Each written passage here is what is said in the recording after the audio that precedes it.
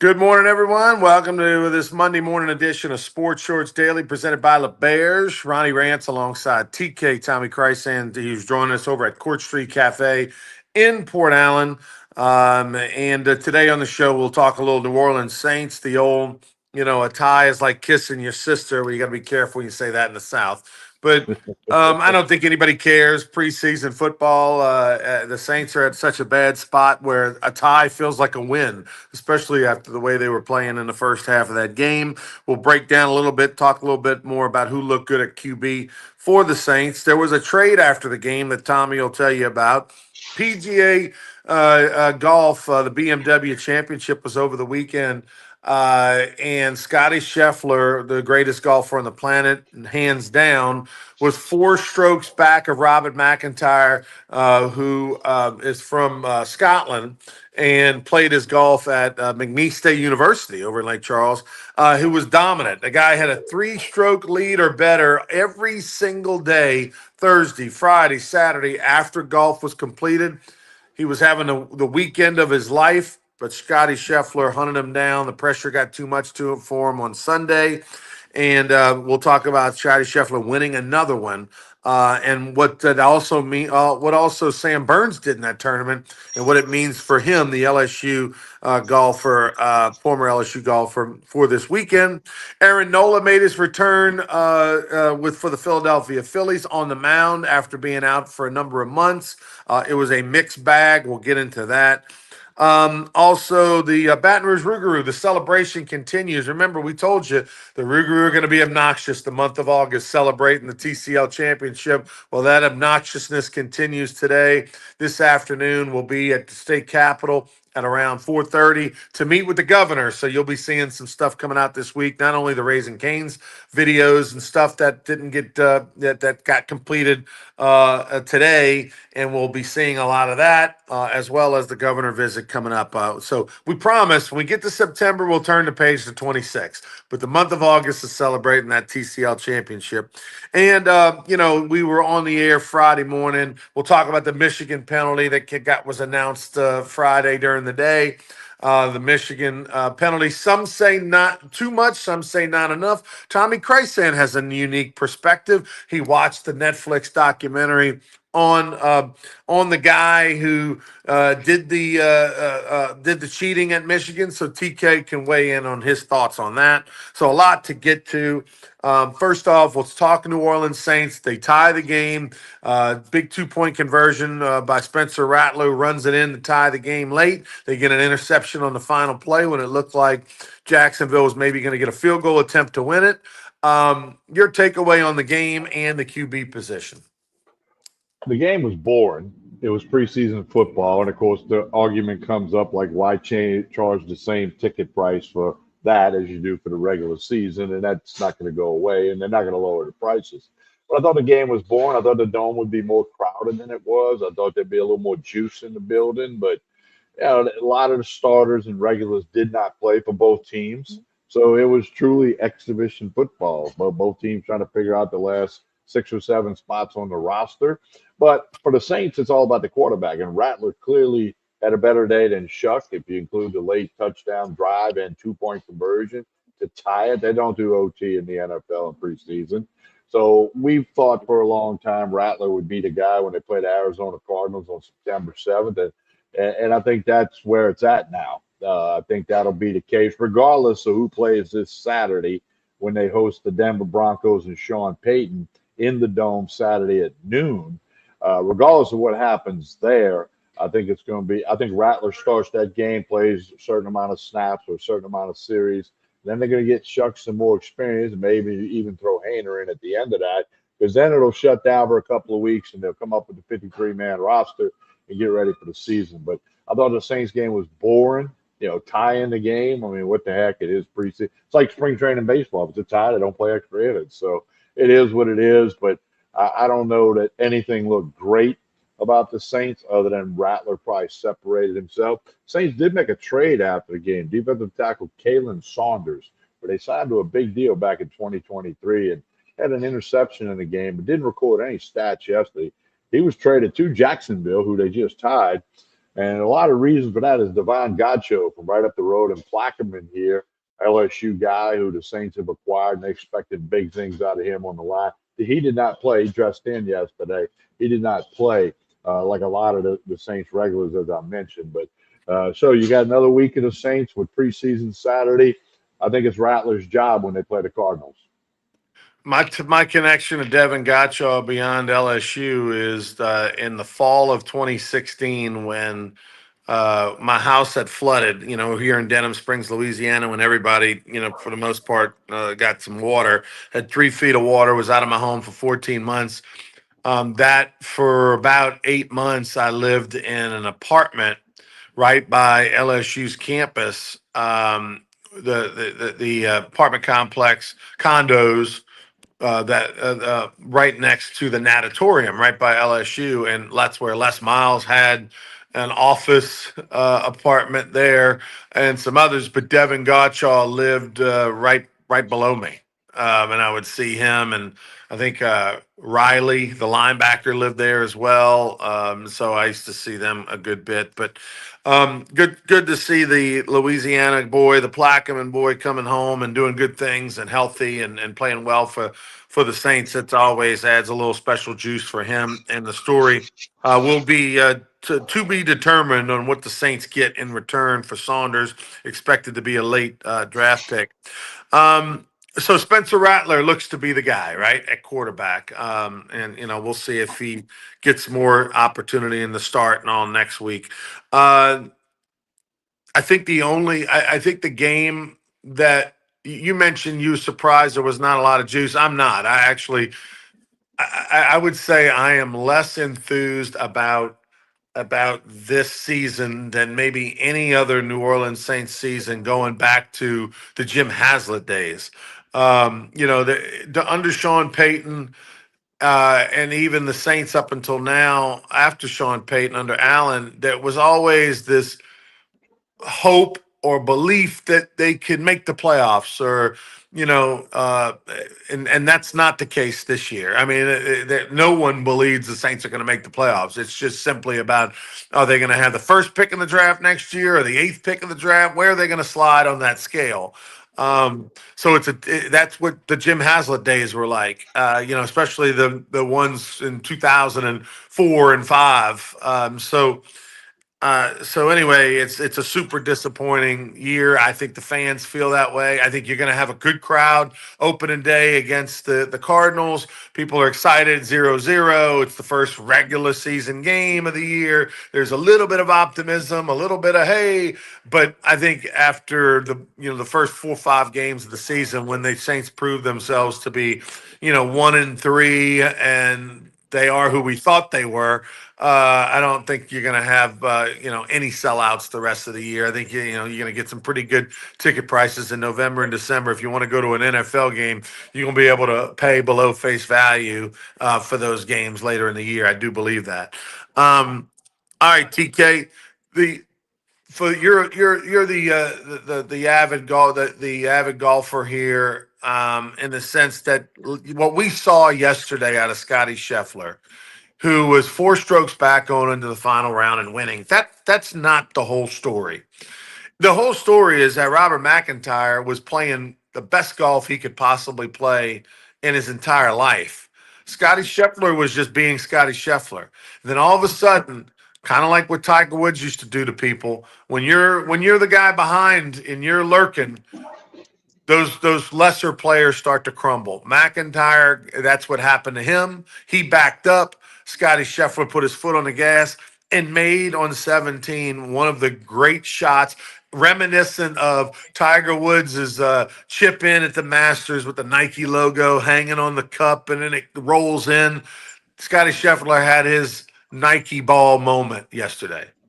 He really did. I mean, he's just methodical. As some people say, it's drip, drip, drip, drip, drip, and all of a sudden he's in the lead. Most golf terms are lost, not won. People end up backing up or making mistakes down the stretch. It's tough. There's a lot of pressure, a lot of money involved. But Scheffler, who's we talked a month or so ago about that press conference when he said, "Hey, when he leaves the golf course, other things are more important in life." Obviously, he takes it very serious and he practices hard and works hard. but he's the best golfer in the world. There's just no way around that. It's kind of like Ronnie, the old Larry Bird in the 3-point shooting contest in the NBA when he walked in and said, "Who's coming in second?" Maybe Scheffler can walk in the clubhouse and say, "Hey, who's coming in second today?" Not quite the same because there's more people involved, but I mean, he's just the best golfer in the world, and he continues to show it. He'll be the favorite to win the Tour Championship this week over in Atlanta. 30 golfers, including LSU's Sam Burns, but Scheffler's name is going to be first. McIlroy's in there. Obviously, this is the best 30 players a year. And something you and I talked about a minute ago that the Tour is not doing. When they play Thursday, round one, everybody's even par. In past years, there's been a staggering where some people were 4 under and 2 under, kind of a reward for what you've done. You don't like this idea, and quite frankly, neither do I. Yeah, I don't understand it, TK. I mean, I get it. They want to create more of a they want to create a closer, anything goes, who knows what's going to happen type tournament, which may increase viewership for the television because now you got 30 golfers that are, all have an equal shot.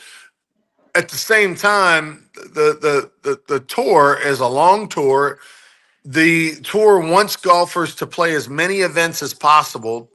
The more events you play, the more opportunity to earn FedEx points. The more points you earn allows you an opportunity to get in that top 30 and play. But it always, there was a reward there.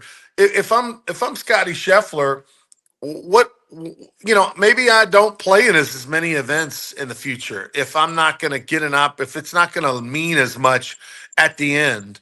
Especially as Scotty Scheffler, who's sitting there talking about how, hey, golf's not the most important thing in my life. It's something I do. It's not who I am. And, I get the excitement of winning a tournament is over with 2 minutes later, and all that kind of stuff. Scotty Scheffler, the old Scotty Scheffler, was grinding it out largely because, hey, it is a payday. Hey, it does set me up to get the 20. Is it 20 million that they get for winning this one, Tommy? I think it is. Um, Yeah, I think it- it's like 10 million cash and a $10 million annuity, which is yeah, worth yeah, but more I than mean, 10 million. right. So 20 million bucks, and hey, if I grind it out and I'm away from home and I do all these things and I'm in first place, I get to start -10 on the field, and all that's gone. So they've changed it up for TV because they want the dramatics of having a close bunch. But I think at the same time, if you're a player, you don't like this new format. Yeah, I would agree with that. I mean, if I, earn my way in as the 29th or 30th guy, I'm starting the same as Scheffler and McIlroy and the other people that have had a great year. I'll take it if I'm 29th or 30th. That's the plus. But if you're Scheffler, where's the reward? And he picked Right. up 3.6 million yesterday, by the way, by winning the BMW championship.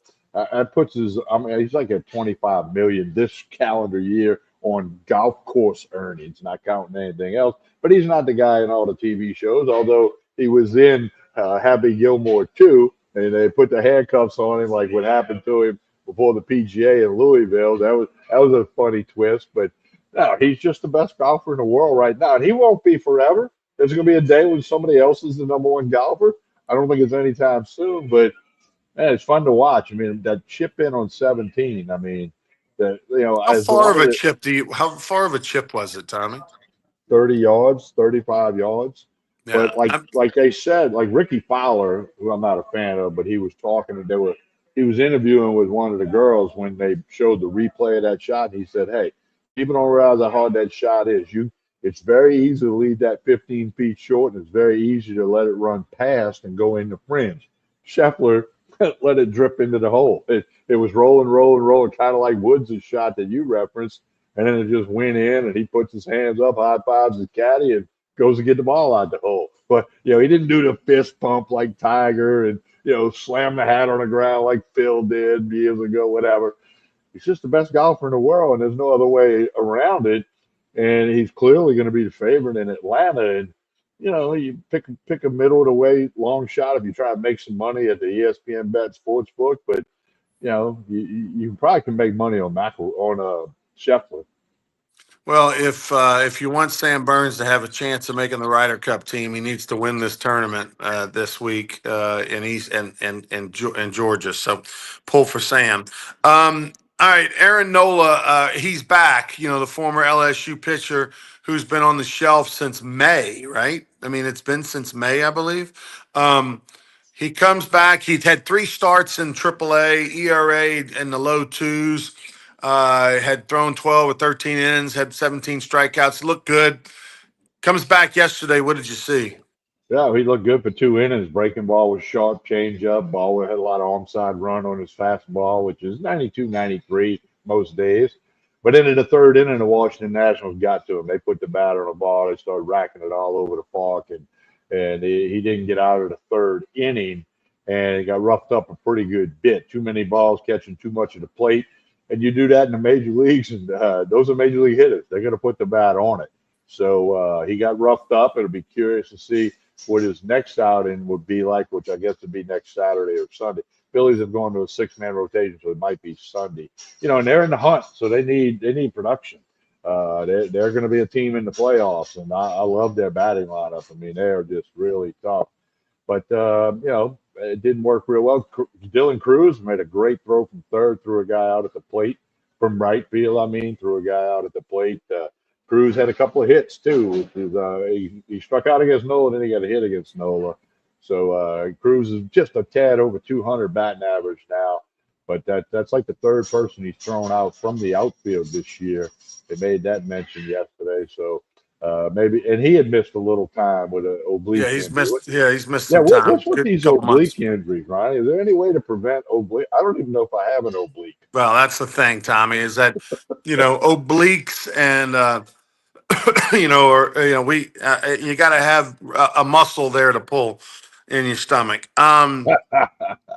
Uh, Today, the Baton Rouge Rougarou will be headed up to the Capitol to meet with the governor, Jeff Landry. If you remember, the last week of July, the governor did a video wearing the Baton Rouge Rougarou jersey, wishing the Rougarou good luck in the playoffs and the postseason.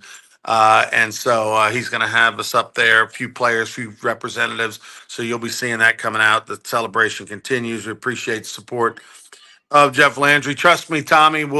I'll bring up how turf is needed at Goldsby while I'm there. See if we can't get in there. Um, Michigan, the Wolverines. It's been the national topic over the weekend. Too much penalty, not enough penalty. The Michigan Wolverine football team was announced on Friday that they're going to be fined anywhere from 20 to 30 million dollars. It's going to be over 20 million, could be as much as 30 million dollars of a fine for basically cheating and lying for a few seasons where they were deciphering signals and all that. You watched the documentary about it over the weekend. What's your takeaway? I guess what did you learn about the Netflix documentary that you didn't know about the Well, case, and then what's your overall takeaway on the penalty? well, I learned that Connor Stallions was a pretty sharp dude with an ability to steal signs. Okay, and he put a lot of effort into what 3,000 pictures he put up of different things. Just crossed some lines though on what was legal according to the rules. But he was a genius when it came to that, and I think he made clear that he would do anything to let Michigan win, even if that meant him getting in big trouble. That I mean, little pictures of him as a little kid wanting to be a Michigan coach and all this stuff. And it just got beyond the rules, and it's a problem. And they got caught. Have other teams ever done that? Probably, but he got caught. And the fact that he wouldn't answer the question about whether that was him on the sidelines of Central Michigan, I think he did answer the question in a roundabout way. And then Harbaugh was asked after his exhibition game with the Chargers this weekend what his thoughts were on the penalties that came down, and he said, "I will not engage in conversation. He won't talk about it because the reason he left, he knew this was coming down. He's been in trouble more than once with the NCAA. He'll never coach college football again." And I think their title should be stripped. Hunter McCann said that Saturday on the radio. I think it should be stripped after I watched the Connor Stallions thing because there's no question Harbaugh didn't know about what was going on in my mind. And if he did not know, then that's worse. Then you're the head coach. Ronnie, you've been around a million coaches, so have I. They're control freaks. They want to know everything that goes on in the room, in the other room, in the room down the hall. They want to know what's happening. For him to not have any knowledge of that would stun me because it just doesn't add up. Two and two is not four there. And I think he's tarnished his legacy, and Michigan's legacy is tarnished forever. They're not going to strip the title. We know that.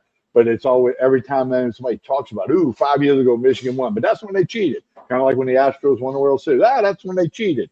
I mean, it's just not going to go away, but it's unfortunate. And I think they should take that money and give it to the rest of the teams in the Big Ten to help them with NIL, because this will have an impact on Michigan football. Maybe we see that impact 2 3 years down the road with the scholarship reduction visits and the money that, I mean, everybody's got a lot of money, and Michigan's got one of the richest guys in the world that's behind their program, so they may survive it. But but it goes back to the other thing we said, Ron, and I'm gonna use the three schools I used as an example on the radio. You take Kansas, Indiana, and Arkansas, college football. If you told them, go cheat, go win a national championship, then we're gonna fine you like $30 million. All three of them would vote unanimously, give us the national championship, and then we'll pay the piper later. At minimum, I feel like Harbaugh made the decision to not want to know anything, right? Like that's the minimum is that he's like, hey, don't tell me what y'all got to do to make it happen. You know what I mean? That kind of thing. Well, But Patino did that, and when his scandal, it was like with the cheat when they were getting the hookers for the recruits at Louisville, and he's like, just don't tell me about it. I don't want to know.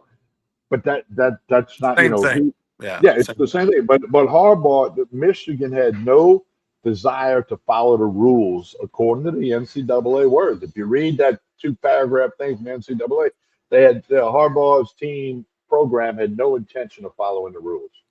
Well, basically, the $20 to $30 million is up to 30 million is all the postseason money that they would earn for a couple of seasons. Provided they make it to this bowl or that bowl or a playoff or whatever. Basically, for the next couple of years, they will not earn any money when it comes to postseason.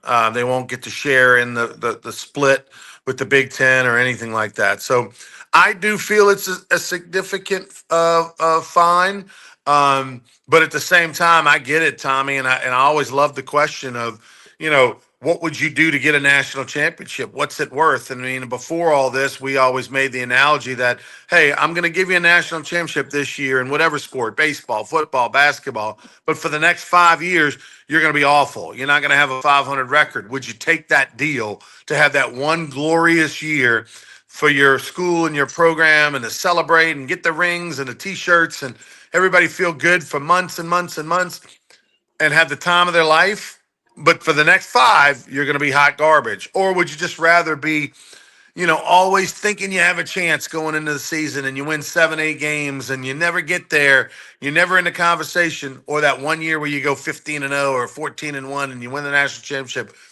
What are you willing to do for that?